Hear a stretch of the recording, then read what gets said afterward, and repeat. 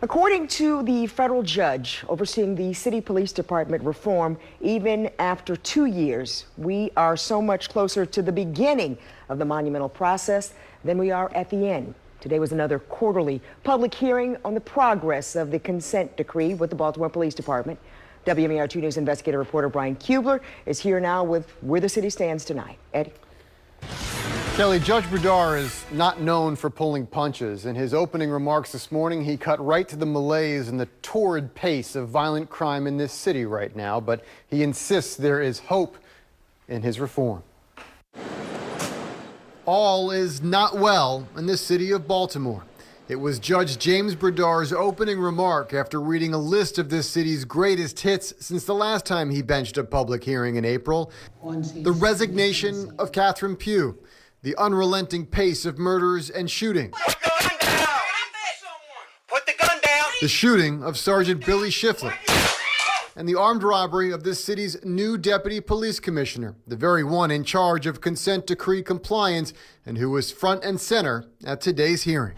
My wife and I are very fortunate to be safe. So many in our community are suffering from far more, and the commissioner has outlined extensive plans to push this police department and this community forward, and I'm going to be working every day to implement that vision. And it is that commitment Brdar did note. After suffering through the musical chairs of commissioners over the past year, the judge finally believes real progress can be made in court-ordered reform. Commissioner Harrison briefed the court on his crime plan. He said the new hire to lead the public integrity unit is imminent. Technology is on the way to take the department from paper-based reporting to digital, a move Harrison said could result in freeing up 50% of an officer's shift. 62 positions were also made civilian, which in turn frees up officers. Harrison's goal is 100 more of those positions next year. Movements in a direction that seemed to win the confidence of the judge and the city solicitor. This is Michael Harrison's police department, and it's the best police department we've had in the city for a long time.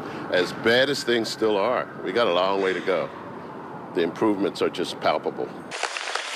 Of those improvements, Brdar noted, was a small moment in an otherwise bad look for the department when Sergeant Ethan Newberg made what police now charge was an illegal arrest in southwest Baltimore last month. In that body cam video, Brdar makes note of a young officer attempting to de-escalate, telling the sergeant to calm down. Don't ever interfere with. What did you say? I didn't hear you. Just relax. Just go. Hey, leave my scene. Go. No, leave. No. Then don't you ever tell me how to do my job. It's very brief, rebutted by Newberg himself in that moment, but it's evidence of a cultural change. Brdar likened it to the first green shoots of spring. Its growth, Harrison is hoping, takes hold. It is not the most troubled police department in America. We're going to be the gold standard. We just have to begin to believe in ourselves, make our citizens believe in us, and then go and get it done. Harrison also briefed the judge on some other key issues. He told Brdar he hopes to have the police academy in a new modern facility by October 1st. This fall, the commissioner will also have a study in hand on staffing, which he says will allow him to make changes and get as much as he can out of the personnel he still has, just in time perhaps for the next time he is due in front of Judge Brdar.